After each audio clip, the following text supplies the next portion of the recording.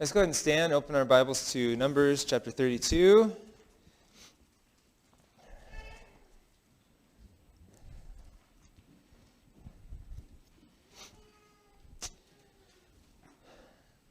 And we're going to begin with verse 1. Now the people of Reuben and the people of Gad had a very great number of livestock. And they saw the land of Jazer and the land of Gilead, and behold, the place was a place for livestock. So the people of Gad and the people of Reuben came and said to Moses and to Eleazar the priest and to the chiefs of the congregation, Ataroth, Dibon, Jazer, Nimrah, Heshbon, Leila, Sabon, Nebo, and Beon, the land that the Lord struck down before the congregation of Israel, is a land for livestock, and your servants have livestock. And they said, if we found favor in your sight, let this land be given to your servants for a possession. Do not take us across the Jordan. But Moses said to the people of Gad and to the people of Reuben, shall your brothers go to war while you sit here? Why will you discourage the heart of the people of Israel from going over into the land that the Lord has given them? Your fathers did this when I sent them from Kadesh Barnea to see the land. For when they went up to the valley of Eshcol and saw the land, they discouraged the heart of the people of Israel from going into the land that the Lord had given them. And the Lord's anger was kindled on that day, and he swore, saying, surely none of the men who came up out of Egypt from 20 years old and upwards shall see the land that I swore to give to Abraham, to Isaac, and to Jacob, because they have not wholly followed me. None except Caleb, the son of Jephunneh, the Kenizzite, and Joshua, the son of Nun, for they have wholly followed the Lord. And the Lord's anger was kindled against them, and he made them wander in the wilderness 40 years, until all the generation that had done evil in the sight of the Lord was gone. And behold, you have risen in your father's place a brood of sinful men, to increase still more the fierce anger of the Lord against Israel. For if you turn away from following him, he will again abandon them in the wilderness, and you will destroy all this people. Sit down. Go, you can be seated.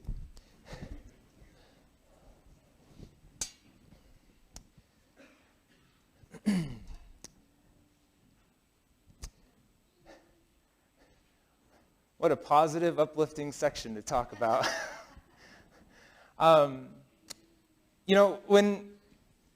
When I look at this, there's been a lot that's brought us to this point, right? There's a lot that's brought Israel to this point. When we read the book of Numbers, Bamidbar, right, in the wilderness, we see that this wilderness is this time of testing, of trials, of seeing how these people are going to react, see if they're going to trust the Lord, if they're going to continue following him, if they're going to rebel, if they're going to repeat the mistakes that their fathers made. And ultimately to see if their heart is fully with the Lord. And when I read this section, I read the Parsha a few times, and this was the part that just kept sticking out to me, and I was kind of struggling, like, God, why? What is this? Why is this sticking out? And the first thing that struck me was Reuben and Gad come up and they say, man, you know what, this land, this is cattle land. This is land that's meant for cows. You know what? We got a lot of cows. Fancy that. Why don't we just, Moses, look at this. This is our inheritance. It's made just for us. We have all this livestock and this cattle, and this is made just for us. Why don't we just stay here, right? Our inheritance has come to us. And the first thought, I saw that and I was like, well, that doesn't seem like very subtle, right? Like, oh, we just happen to have a bunch of cattle, and this is good land. But the next thought that came to my mind was, this was land that the battle had already been fought for. Right? This was land that had already been conquered. This was land that didn't have, giants and lions and tigers and bears, oh my, right? This was land that had already gone through this whole process of being delivered out of the hands of the inhabitants. And the thought came to me that, well, they're perfectly content staying here when all the work has already been done. Right? Like this is already done, and they name off all the people that used to live here. And they're gone now, and they're like, yeah, look, this is great. We're perfectly content to be here. And so, when I was thinking about it in that way, the next thought was, well, this is almost like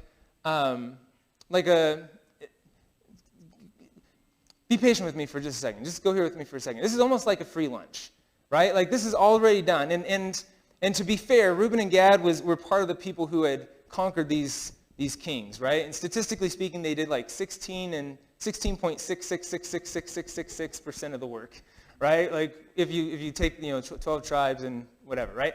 So they'd done work for it, but largely this was land that other people had helped them to liberate.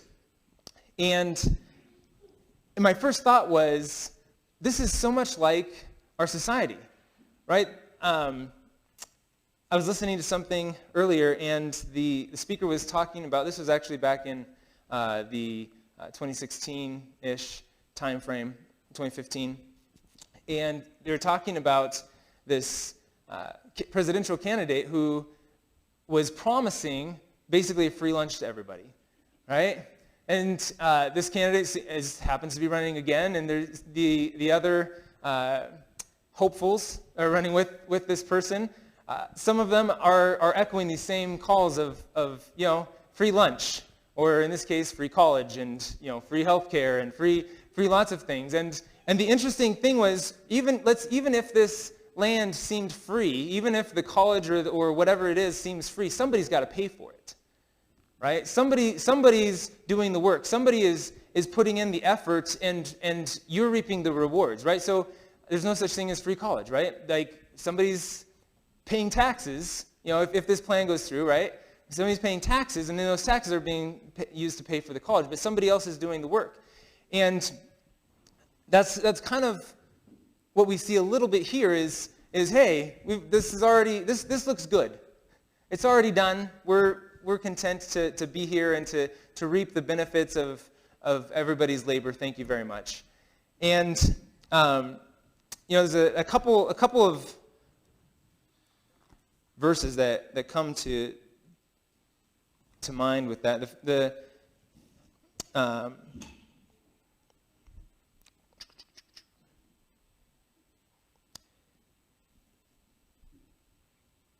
Oh, I didn't write the second one down. The first one is 2 Thessalonians 3:10. It says, like, if a man doesn't work, then neither should he eat. And the idea was that if you're not willing to go in and help to conquer this promised land, why should you get to reap the benefits of everybody else's labor, right? And that's the first thing that Moses says is, hey, why should your brothers go to war and you're just sitting here? And so that's the first thing, is that this idea of something for nothing, of everybody else doing all of the work is not godly, right? It's not something that we should strive for, that we should emulate, but that we should look to carry the weight. In Philippians 2, it says that everybody should look not to our own interests, but also to the interests of others, right? This is what's godly. Rather than looking and trying to figure out how other people can look out for me, I should be looking out, how can I help you, right? So that's the first thing. And but the interesting thing, if we look in verse 7, is the focus that Moses uses isn't necessarily, why should you just sit here while they go to war? I mean, he mentions that, but then he says, why will you discourage the heart of the people of Israel from going over into the land that the Lord has given them?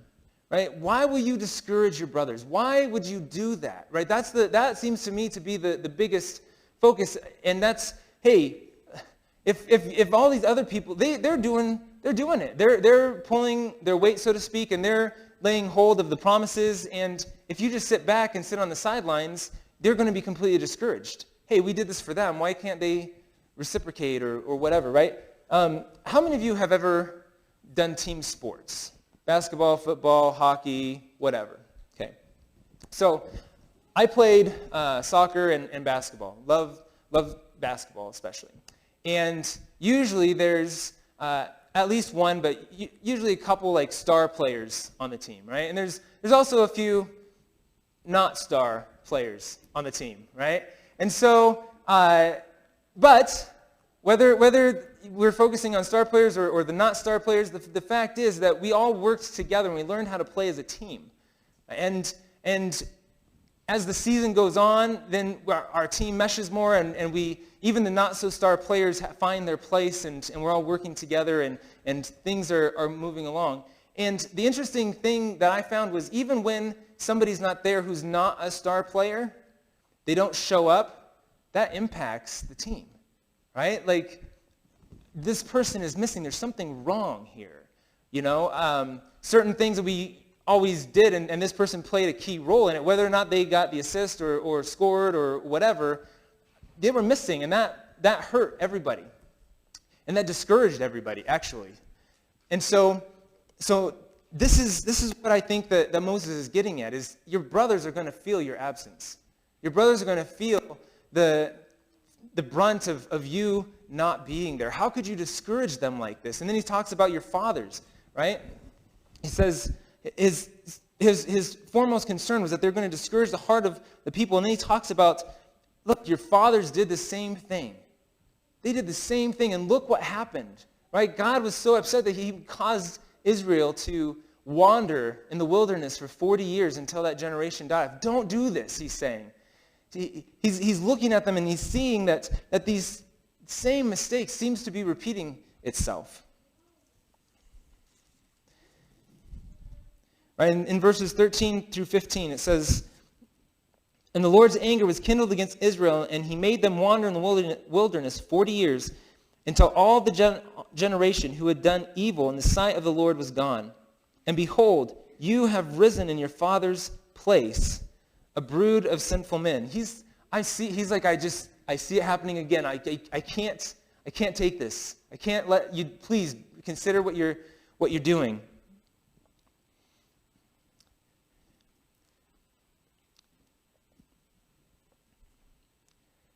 So Moses is gravely concerned about the repercussions that this decision by Gad and Reuben are going to have on the entire congregation of Israel, right? That please, we've seen the fruit of this before. Please consider what you're doing, and he was so concerned. Didn't you learn anything from your fathers? And you know, I think probably most of us can look back and see that our parents made some mistakes, right? I know, like growing up, there are some things that I thought my parents could do better and should do better, and as a parent myself, my kids, you don't ask them; they'll tell you a lot. But I make mistakes quite regularly, and obviously not intentionally, but we all, for me, as I became a parent myself, I recognize this is not, a bowl of jelly beans. Like, this takes some work, and this is difficult. And so, but at the same time, there's things that hopefully that we've learned from our parents, right? When we were talking about being emotionally healthy, kind of looking back and saying, okay, what are the things that they tripped up with, and how can I grow out of that so I'm not repeating that same mistake? And that's what Moses is saying here. Please learn from your father's mistakes. Please don't repeat what they did. And so then we have the response from Reuben and Gad, right? They reply to Moses when he says, please don't do this. Verse 16. Then they came near to him and said, we will build sheepfolds here for our livestock and cities for our little ones. But we will take up arms, ready to go before the people of Israel until we have brought them to their place. And our little ones shall live in the fortified cities because of the inhabitants of the land. We will not return to our homes until each of the people of Israel has gained his inheritance. You're saying, Moses, we know that our dads messed up. We saw this play out, and please believe us, we will not repeat that mistake. We've learned, and we're changing the narrative. We're not going to continue down the same path. And Moses seems to be okay with that, right? He says, well, if you promise to do this, right, then we can go ahead. But if you don't, then be sure your sin will find you out. But they said, we've learned our lesson. We've learned from our father's mistakes. We promise. We promise. And so he accepts this. But there's something in there that we might not recognize right away, but Moses picks right up on. In verse 16, they came near to him and said, we will build sheepfolds here for our livestock and cities for our little ones. And when Moses replies to them, he points this out. In verse 24, he says, no, build cities for your little ones and folds for your sheep.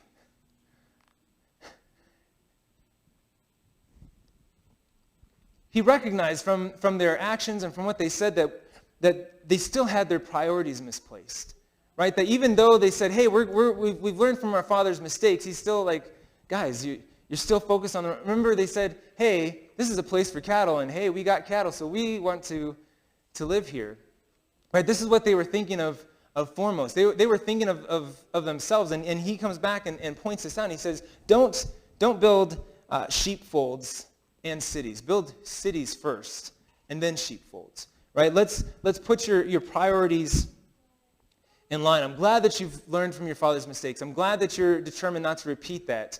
But let's put our priorities in order. In verse 25, the people of Gad and the people of Reuben said to Moses, your servants will do as my Lord commands. Our little ones, our wives, our livestock, and all our cattle shall remain there in the cities of Gilead. But your servants will pass over, every man who is armed for war, before the Lord to battle, as my Lord orders. By the end of this exchange, you're right. We stepped out a little bit. We had things a little bit out of whack, and they said, okay, Moses, we thank you for pointing that out.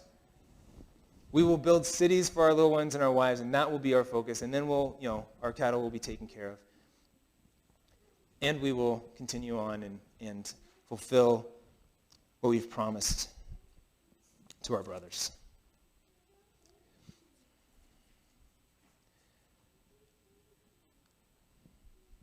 So, what can we learn from this? What are these overarching thoughts? First is that everyone needs to take part in serving the needs of the greater community, right? Reuben and Gad, Moses was like, hey, don't forget your brothers. Don't just take advantage of the work that they've done for you. Please participate. And they said, okay, we will. We won't make the mistake of our fathers and dishearten our brothers. And that's the second thing is Moses wants to make sure that they've learned from the mistakes of other people. Please don't repeat that, right? Please take it to heart and make adjustments. And then the third is that through all of this, that we need to keep our priorities straight, right? That even if we feel like we're doing the right thing, even if we're participating, even if whatever, we need to evaluate every once in a while and say, okay, am I in line here? Is there something that I need to adjust? Do I need to rearrange priorities, or are we okay? So in the end, we see that Reuben and Gad did not abandon their brothers. They didn't dishearten them. They didn't just leave everybody else to go on and do the work that God had given them to do, but instead they fought alongside their brothers, and they ensured that the other 10 tribes rightfully received their full inheritance. And so I love that this story has a happy ending. They said, yes, Moses, we've learned, and we'll do, and we've got our priorities in line now. Thank you. And so I feel that's one of the things that we can take away from this parsha is this idea of serving and keeping our priorities straight at the same time. Let's go ahead and stand.